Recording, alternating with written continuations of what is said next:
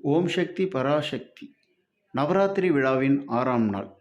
ஓம் சக்தியே பராசக்தியே, ஓம் சக்தியே ஆதிபராசக்தியே, ஓம் சக்தியே மறுவூர் அரசியே, ஓம் சக்தியே ஓம் விநாயகா, ஓம் சக்தியே ஓம் காமாட்சியே, ஓம் சக்தியே ஓம் பங்காரு காமாட்சியே.